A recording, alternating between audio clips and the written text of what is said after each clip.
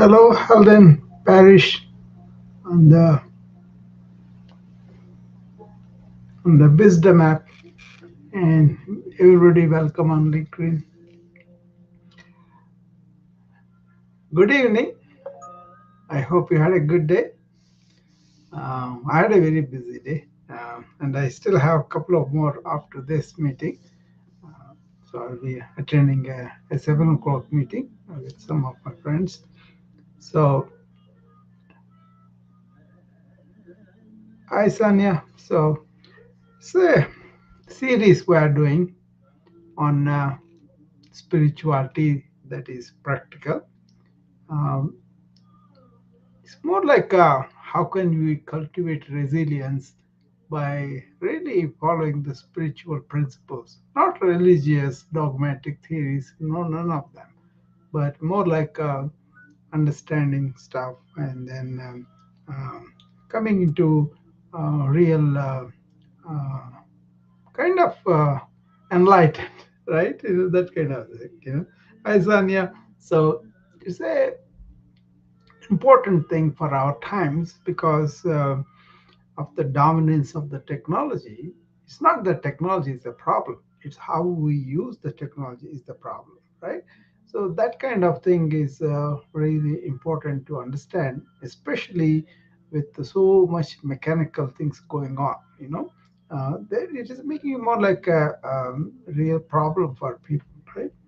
So that's why I want to make sure that we all understand this. Okay. Um, so uh, basically, I'm talking about being. Um, uh,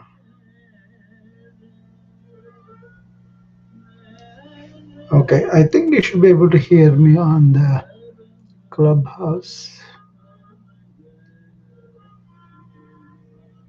Uh, why are you not able to? Can you hear me now? I think you should be able to hear me on the clubhouse now, because it is indicating me that. Um, I hope you can hear me on the Wisdom app. Uh, okay. Can you hear me on the Wisdom app, Sonia? Give me an indication.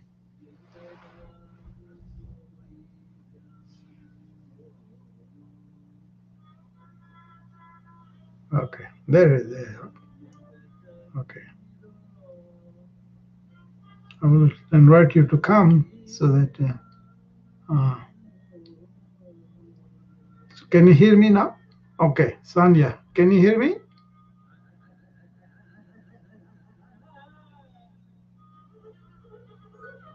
Okay. Can you hear me now? Hi, Michelle.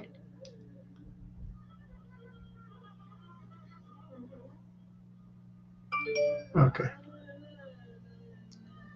All right. Shall I continue to speak when you can hear me?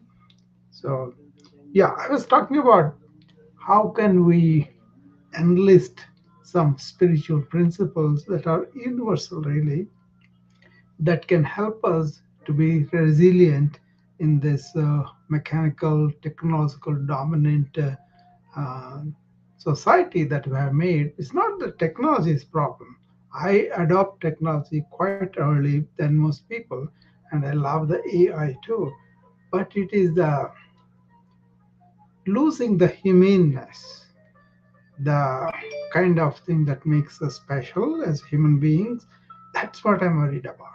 That's what I'm really focusing on and making people really get to these things a little bit.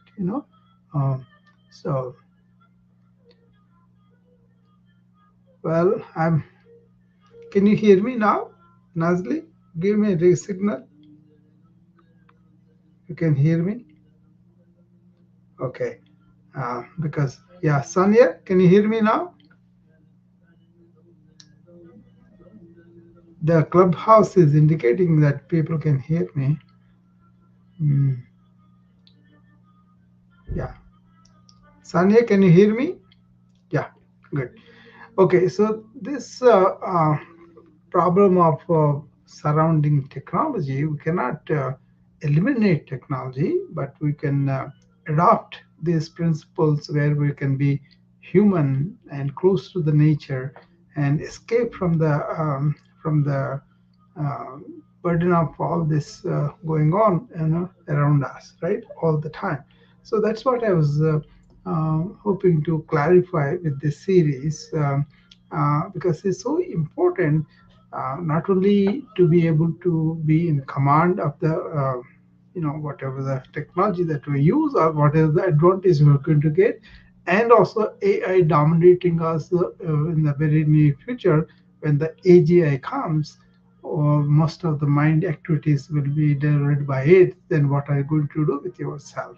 If the mind is not occupied, can you have some kind of nice life? That's what is being debated now. Okay, what happens if the mind is overtaken by the computer? That used to be the discussion 20 years ago, but it has come very close to it now, right? We can use it for doing a lot of stuff, but then what are you going to do if that dominates? So coming back to our basic things that we used to be, get up and be happy and do our work and do help people to enjoy people's company, all those things are diminishing. If you see, your time with a phone and other things is much more than actual physical time with people and plants and animals and the kids, right? That is what is happening with a lot of people. So I kind of reversed the process, even though I'm an informatician, high technology and all that. I kind of spend deliberately for some time with the nature, some time with myself, with our loved ones, and just at the human level, where there's no technology intervention. People can't keep them away just to play with each other, right? Understand each other too. So it's a kind of a very important aspect of our life we should focus on. As I was talking about, to cultivate this self-reliance, we always look at is like a more important um, self-reliance measures are breathing, being aware, being touch with our body, and allowing the natural process to go through ourselves. The diurnal variations I talk about, all those things have to be really implemented. When you are more in touch with yourself, not being obsessive, not being introspective, but more like knowing your routines, your cycles, and act accordingly. You're eating and sleeping and doing stuff according to the natural cycles. Those things are very, very resilient. So whatever you design you have, just whatever the work, whatever the daily routines that you have, look at them. Have they become mechanical, or in the present, I'm doing stuff, then I'm aware of it. That's very, very important for people to understand, right? So if you are really not in touch and everything is going to be mechanical and you're doing everything neurotically, that's the danger. Then you got to step back and put those technology in place and then be dominant on that, rather than being just conveniently something is done, but you lose the sight of the thrill of doing some things, the enjoyment of doing some things. Like, for example, you get up and you go out and then look at the sun for a while. Many people don't see the sky at all. First of all, it's the winter and all that. A lot of people can get to see the sun, right? Our overcast sky all the time. But if it is there, do you make a deliberate effort to see all the splendor of the sunrise, the color changes, if they are fortunate enough, we could see all the glory of the sunrise.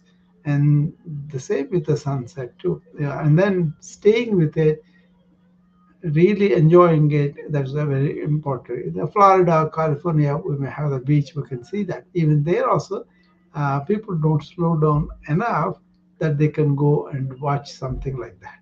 Okay, every day we have opportunities, the wind blowing, the leaves falling down, the uh, sound of the rain, the howling of the wind in a storm, all those things, natural things you can get in touch with.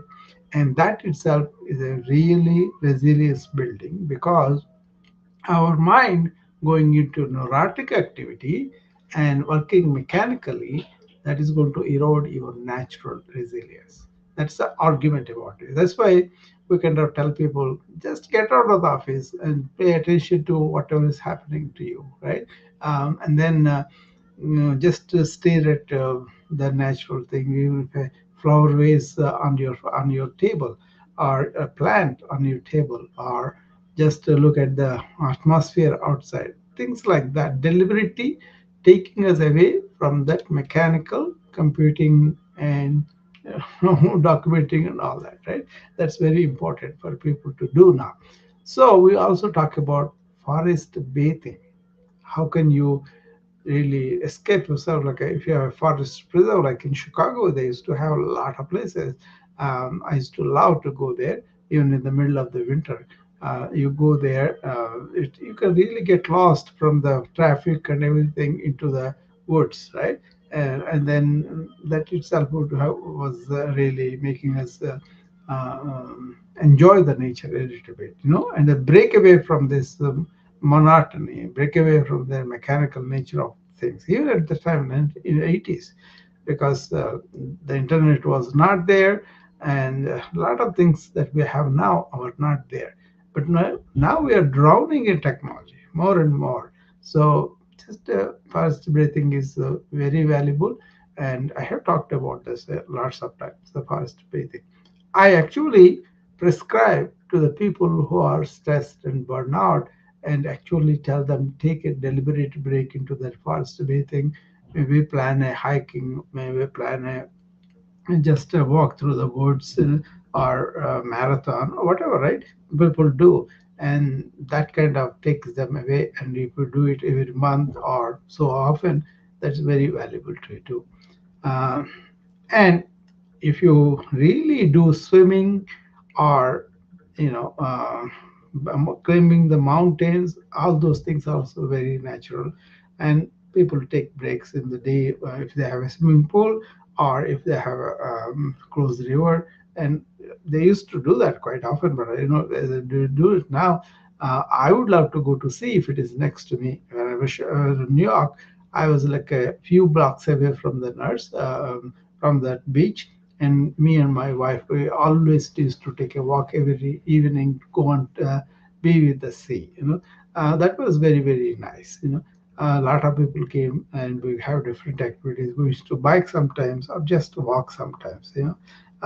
So it's all a question of making occasions, making opportunities every day to be with the nature. Make it a habit, and the more you are involved, the more you enjoy that, the more you are one with it, then your natural resilience will be cultivated.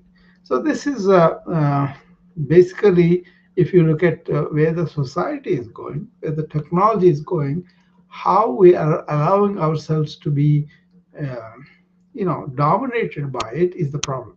But we can use it, but be in charge of our resilience, our health and wellness inside, by taking ourselves back to the nature. That's outside nature. But also, what about your inner nature? This is a big deal, because in this one, there is a knowledge from the Ayurveda. They talk about three types of energies or biological features. Accordingly, you behave. For example, everybody is born with a combination of these energies. They call them gunas. So there is an active energy, there's a dull energy, and there's in between, right? But all the three are in combination. Not necessarily one is good, one is bad. They have to have the right combination. For example, tamas is supposed to be laziness, not getting up, feeling really down and all that. That is tamas, right? But then you need that at the time of sleep, at the time of when you want to rest. Whereas rajas is a actively going, working very hard and all that. But if you overdo it, it will affect your in the other way too. That leads to burnout and stress. So you want to use it when you are doing stuff, when you are really rested enough, and so that the right. But the combination of them we usually have. So one of them will be dominant in each person. So once you study, once you know which kind of biological energy is dominant in your body and in your mind, you then go to the nature and of yours, like a diurnalism. That means you get up in the morning and your energies are up, and then you work through the day, and the end of the day you rest. Right? That's a simple thing. But along with that, you also have to rest your mind. When you are working, you use it. When you are not working, you use it. So that kind of diurnal variations, the cycles are very important for people to really um, be healthy. Resilience really comes when you understand your energy, and then you have identified those energies in your diet, in your activity, in your thought. All those things are important. When you make adjustments, when you do this with the intelligence, with awareness, then that is very, very good for your resilience inside. So that you are strong enough inside so that you can really face the difficulties that come up in your life, you know. So you basically a lot of people don't have the energy or tenacity or fortitude that they will be able to handle certain uh, un, unseen, unimagined events happening. Then suddenly they need support of the family, friends, and all of that. But in themselves, they may not be able to handle it. That's kind of weakness we're talking about. We don't have to be. That's the point. We can recruit friends and family. That's no problem. But depending on that, for everything has become the problem. Somebody likes you on the post that you put in, then you are really happy. But if nobody comes and makes comment and likes you, then you get really depressed. Okay, see, slaves we are to the good things, slaves we are to the bad things. That's how one sage described our inner nature. And lately, that has become a real problem, especially teenagers, girls, and all that. They are becoming so upset because they are not getting enough likes or comments. Some people are getting some negative comments and they take them to the heart and they're ending their life. This is a real problem in the medical field. We know about it. So that's why we always tell them, get some free time from the screen, right? That's important for people to understand. Okay, I'm going to take some free time. Cannot put the phone aside. It's always with them, and they're left intricately connected with that.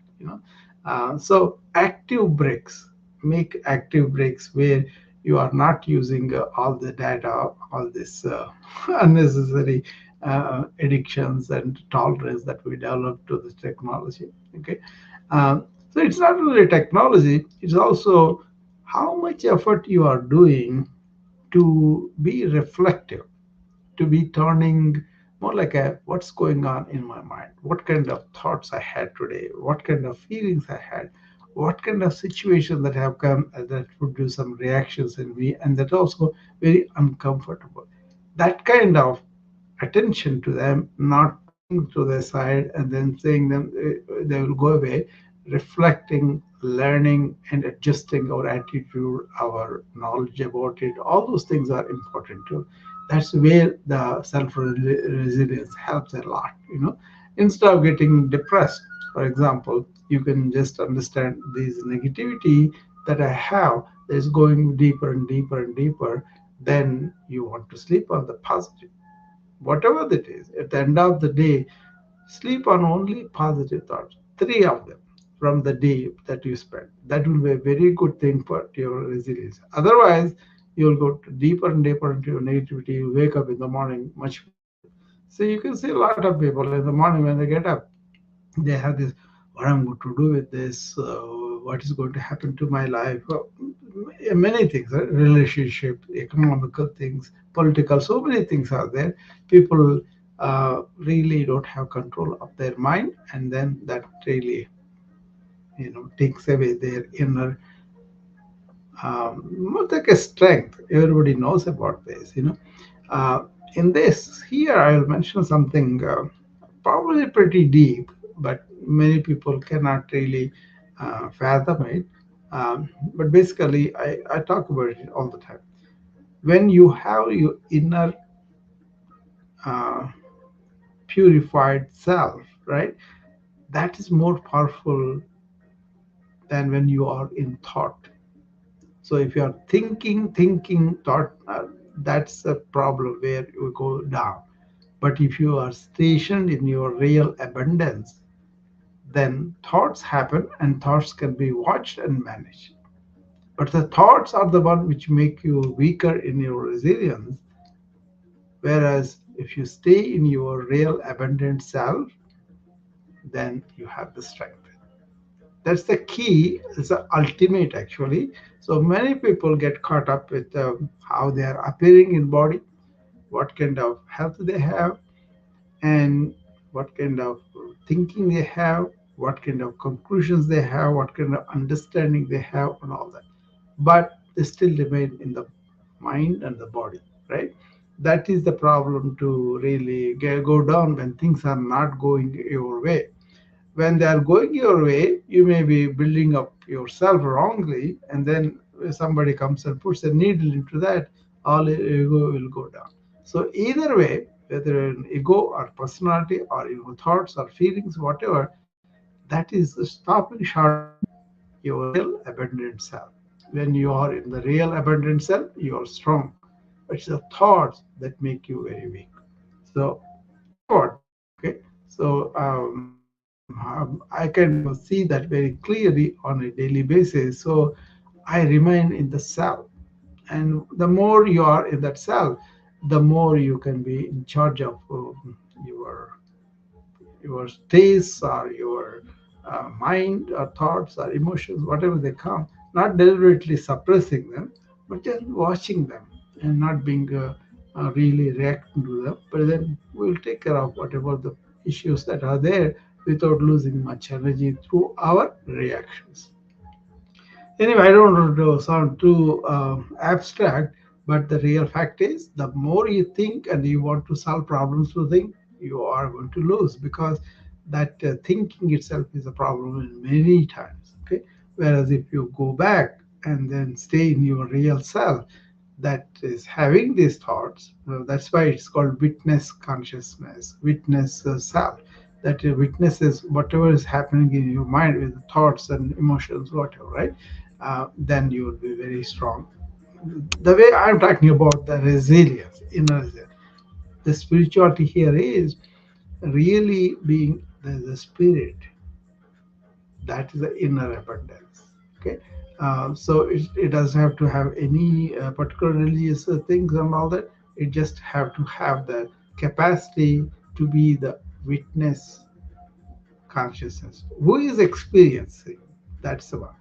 What you are experiencing is your experience, but who is that experiencer behind that? You be the experiencer, and everything that's happening to you, the thoughts and everything are happening to you. So stay in that, you have the resilience. But if you step out of it and allow the thought to dominate, and they are going to be cyclical thinking, we call it, right?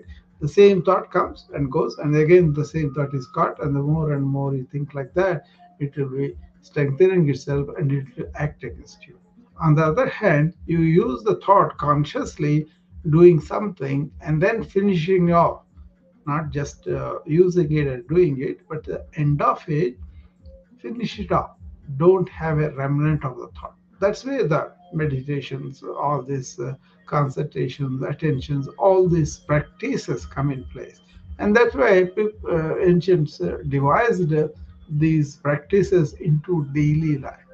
And then they kind of put some importance to them, but people have interpreted like that is something outside of me, and that I have to be a slave to that. But then your inner divinity is there, and that is the abundance we have. And once you are putting aside the thought constructions that we have, the egos, the personalities, and all that, then we are in touch with our real abundant self. Okay, so that's where I am going to stop today, because 6:30 I have another meeting. But anybody has any question, I'll be happy to answer. Or anybody want to express how they look at this, that's fine too. Okay. Uh, Nazli, you have any questions?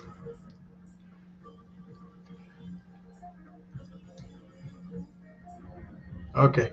Uh, she's happy. Okay, that's fine. That's good. I see. I will see you again tomorrow, but we will be bringing the next topic on the 10 things I told you about.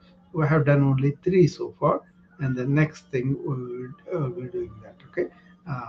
Come back, and I'm sure you will enjoy that too. Thank you. I'll see you later. Okay.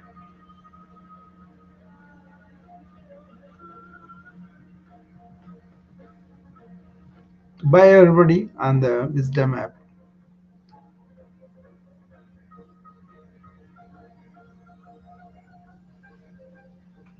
Bye, everybody, on LinkedIn.